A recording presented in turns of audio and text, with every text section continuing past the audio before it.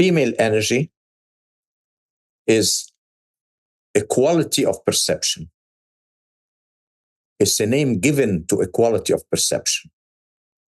Now, the quality of perception that sees unity in things, we call that female.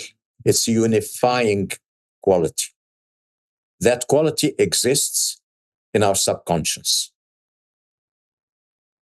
Your right brain, your heart intellect, unifies things.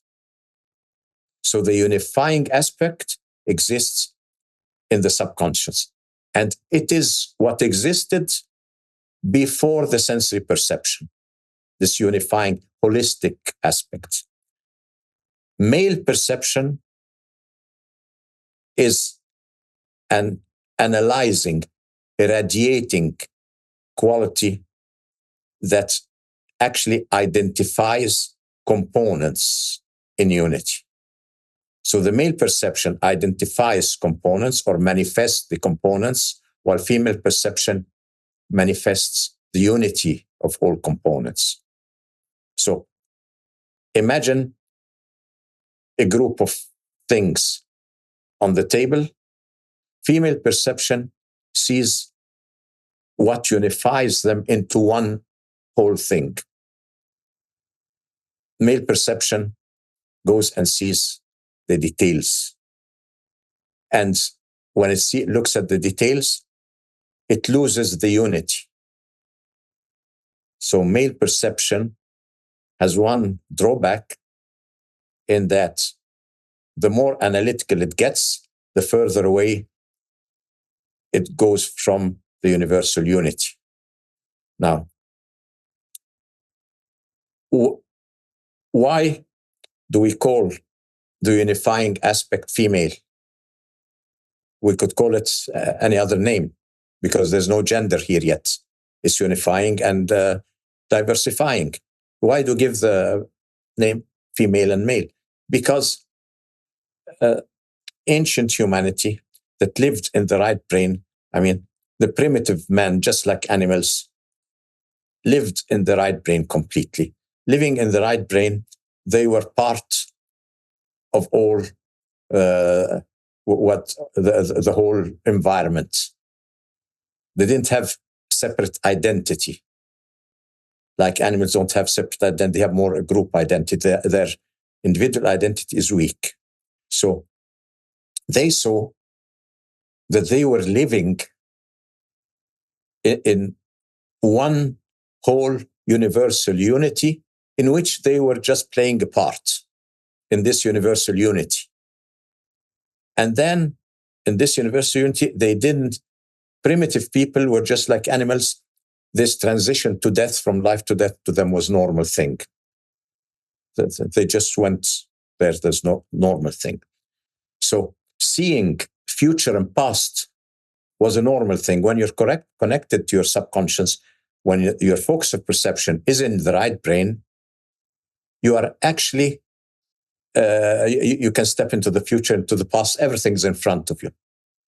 Just like your dog actually sees the future and the past that you don't see. Your dog might know exactly what's going to happen in your house tomorrow, and he can warn you if there's something is going to happen even before it happens, because to them it's not past or present. Through their perception, they live in multiple times. They can move through them, you see. So I'll just say that's definitely true, because I literally will have a thought and I don't even move a muscle, and my dog already knows what I'm about to do. Like, of course, this is right brain perception. And I haven't even moved yet. It wasn't like I got the keys, so he knows I'm leaving. It was like I'm literally sitting and I'm thinking, I got to go do this. And he immediately goes to the room or whatever that I'm going to be going to. And I'm like, how could you possibly have known that? Yes, the ability is in your right brain perception. You have that ability in your subconscious. But the dog... People do? Wow. Yeah, you have it in your subconscious, but you cannot access it. Right. But the dog can access all those subconscious qualities. Of course, the female can access it in certain times when it's needed. Yeah. Let's say you have a child. Yeah. The child is born and he's going to move, but maybe he's in distress. You will find at this moment the mother waking up before the child gets into distress. He didn't even get into distress yet, but the mother opened her eyes already. Why?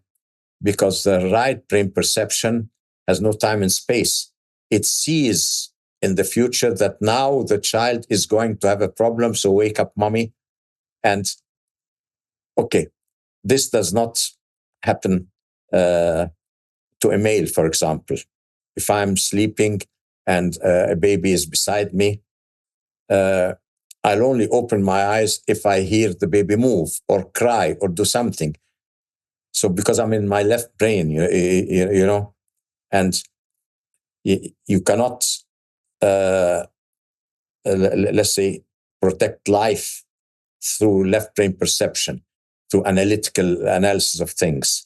So now, if the ancient, the primitive man who sees the universe as one container in which he is part of, like living inside a huge balloon, and you're part of this life.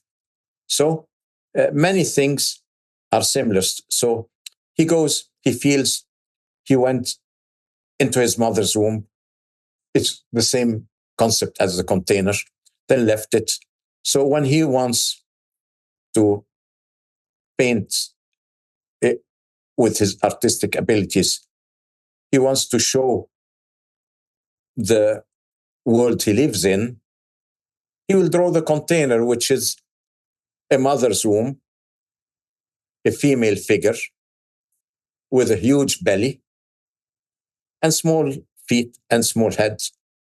Because to him, that is not saying the universe is woman, but is saying the female figurine is the function of unity within this belly happening in there. So it's the function of unity. So the first figurines we saw were those female figurines, and we call that the female goddesses. He was not thinking of goddess, he was thinking of this is creation. The female figurine was creation. Creation looked like this.